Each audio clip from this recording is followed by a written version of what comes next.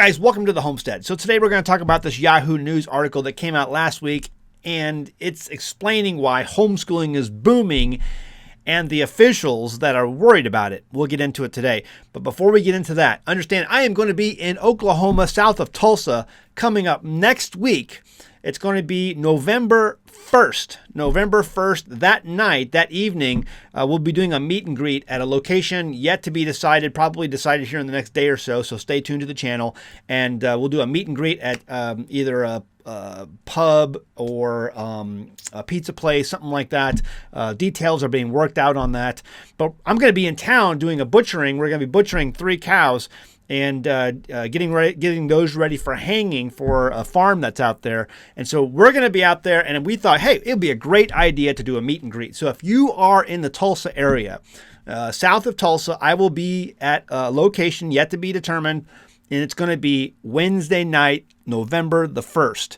And if you are a patron of my channel, and you're one of the first 3 patrons to come up to me, I am going to reward you with either Farm Fresh Butt Nuggets t-shirt, or you will be getting a perfect pickler master system to take home with you. So if you're a patron, come out, let me know you're a patron. I'll look you up on my phone right there, and I will verify you're a patron, and off you go with your prize.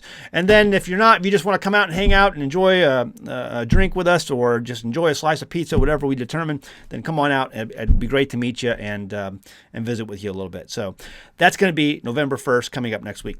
Anyway, all that to say, here is the deal with this article, Yahoo News. It says, homeschooling is booming. How can the U.S. get this right? Understand what that means is, yes, after the pandemic, the homeschool community went nuts, and people and in places of control of the U.S. school system, Department of Education, they are worried about it. That's how you should rewrite that article, or the title of that article. If you scroll down, here it goes. It says, what's happening? It says, pandemic lockdowns forced a nationwide experiment in widespread homeschooling, leading to a fresh wave of parents deciding that they prefer educating their children at home even after public schools reopened their doors. So back when this was all going on, I talked about this on my channel. If you've been on my channel at all, you remember this. 2 things happened when all these students came home from school during the pandemic. Okay, the parents, number 1, saw the curriculum.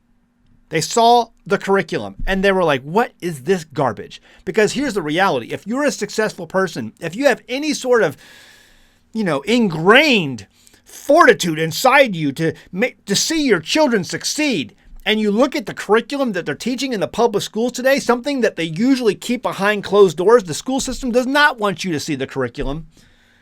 You're like, my kid's never going to succeed being taught this garbage. And so you took it upon yourself to say, I'm going to reevaluate some things, and then we'll redetermine whether or not we're going to send you back to that propaganda factory. Now, the other thing that happened was the standards. The standards were set. They saw the standards. These are the standards you're giving my children? Oh, no. No. My children need to have better standards. The bar is set so stupidly low that there's no way they're going to compete and succeed out there in the real world. The curriculum is bad, and the standards are set too low. So I'm going to reevaluate. That's what took place. And people pulled their kids out of the public school system in droves. The cat legitimately was out of the bag. Homeschooling had a solid foundation from here on out in this country. Thank goodness. We needed this pandemic. This pandemic was an absolute blessing for the homeschool community and to legitimize what we as parents have always known who've been homeschooling our kids. Get out of that nasty propaganda-filled cesspool and take education for your children seriously and put them through some more academic standards that's going to allow them to succeed in life. Now, I'm not going to read every key point in this article. We'll concentrate on a few of them. This one here, laws around homeschooling vary widely by state.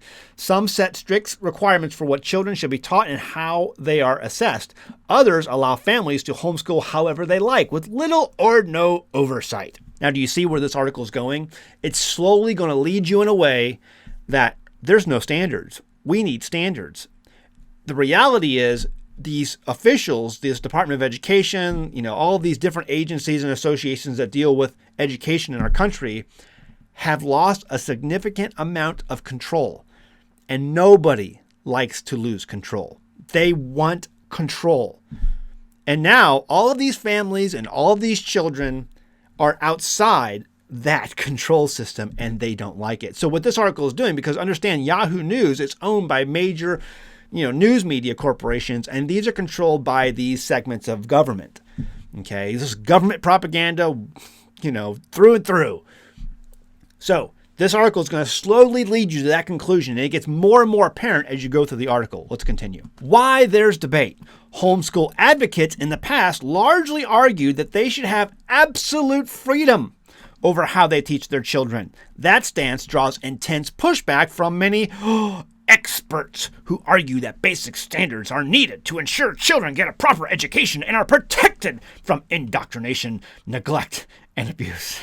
Yeah, because, when you have your kids at home, you might indoctrinate them into some of those crazy conservative values. Meanwhile, send them to our schools and we'll indoctrinate them into liberal ideology that is, so friendly to everyone. Supporters of this more modern approach say it allows for a more dynamic learning experience for kids while preventing them from being isolated in harmful situations at home. Translation for that is that your kids could be in a harmful situation at home where they can be abused. So instead, send them to our safe place where they can be taught our liberal left-wing propaganda that would make Karl Marx so proud. A growing number of states have started giving funds to homeschool families. Supporters of these programs say the funds help the families provide a quality education and give states leverage to enforce basic academic standards.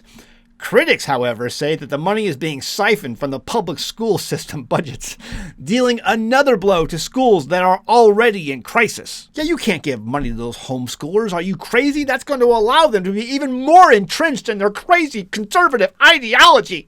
The reason your public schools are in crisis is because your public schools suck. In the article, in this perspective section, this is where we really get into the fifth generation warfare area, okay? This is like total propaganda. See if you can pick it out, okay? Homeschoolers, they need a voice in developing laws that affect them. We're going to develop laws for this, and we want you to have a voice so that you can feel included. No, I don't want to be included. You take all of that over there. I don't want any of your laws. I don't want a voice. I don't want to be involved. You just leave me out of it. And if you start getting involved in my business, we're going to have problems. Early and frequent conversations with homeschoolers as legislation is being drafted and amended will help. I'm from the government and I'm here to help. Right there is a big red flag. When well designed and executed, the spread of school choice programs can be quite beneficial to traditional homeschoolers and can help new families begin their home education journey. The more astute among you will probably already see their strategy here. You want to homeschool? That's fine. We're going to help you. And by helping you, you're going to allow us, the government, to write laws that will help you, and thus forcing our way inside the home so that we can monitor and make sure that you're homeschooling to a standard that we can all agree upon. Doesn't it make sense to think that surely some homeschools do a wonderful job and others are subpar, just as some public and private schools are great and others are not? Why do homeschooled students not deserve the same oversight and protections that kids in more traditional settings have? Because, Melinda, your protections mean putting a ball and chain around my ankle. Your protections mean putting duct tape over my mouth.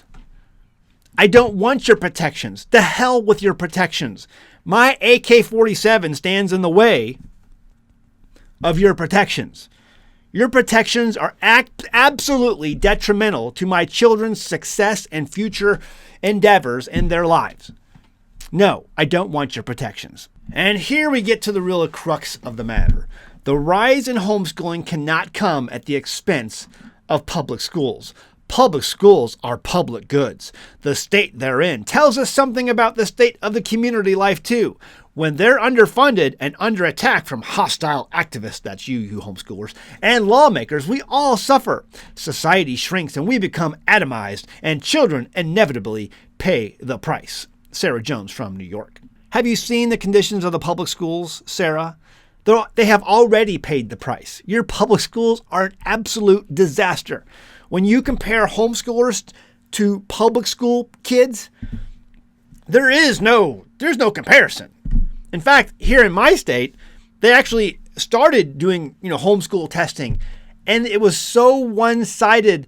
The public school system said, oh, we got to get rid of this because it shows how bad we really are.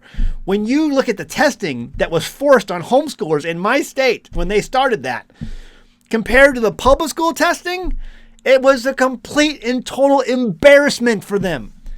And they were like, because they thought, oh, we'll show them. We'll make them get tested, and then we'll show everybody just how inept these homeschoolers are.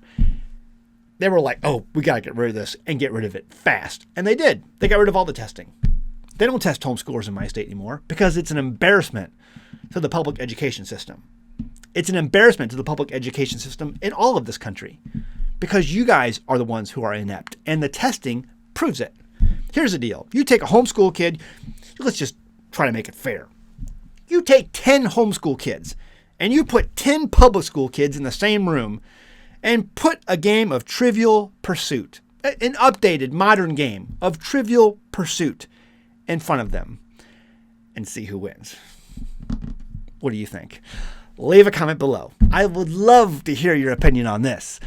Hit that like button and be sure to check out our sponsor, Genesis Gold Group. Hey, if you want one of our merchandise, Stupid to Hurt shirts, our best-selling shirt of all time. You can find this shirt linked in the description below. If we had more hurt in this world, you would have an awful, awful lot less public school systems, that's for sure. You can pick it up, again, link in the description below. Hit that like button before you go. I really want to hear what you think. See you next time on the Homestead. Bye! If you've watched my channel, you know that I'm a fan of owning precious metals in times of economic turmoil. The reason being is because I'm an avid reader of history. One of the biggest objections to buying precious metals that I get goes something like this. Why buy precious metals? After all, you can't eat gold and silver. Actually, this is incorrect. Never has there been a time throughout all of human history where a producer of food has turned down the use of gold and silver when trying to make a sale. Never. Not once. Gold and silver have always been used when fiat money fails, and fiat money always eventually fails. There are countless times in history where governments hard up for real money took silver and copper coins from the past and then placed a countermark on the coin and then placed that old coin back into circulation. It didn't matter that it was an old coin of a different time and place. What mattered was the metal content. In the 1820s, the farmers in the German town of Natzheim would find Roman silver denarii so often in their fields when plowing that they would save them and use them to buy beer at the local tavern. In the 1840s, around the French town of Yahoo, Roman silver and gold coins were so numerous that people used them to pay bakers, butchers, and other merchants for their food goods. These are coins that were long gone in official circulation from the Roman Empire, but people used them anyway to pay for food even above their own official state-issued currency. Yes, you can eat gold and silver because gold and silver always buys food. If you have fiat paper savings banked away and you want to find a more historically reliable way to safeguard that wealth, this website can help you. AmericanGoldEscape.com gives you information and a way to reach out so that an expert can help you and show you how to escape. We are over $33 trillion in debt and rising rapidly. There is no saving this sinking ship. Visit AmericanGoldEscape.com to learn more. Linked in the description below.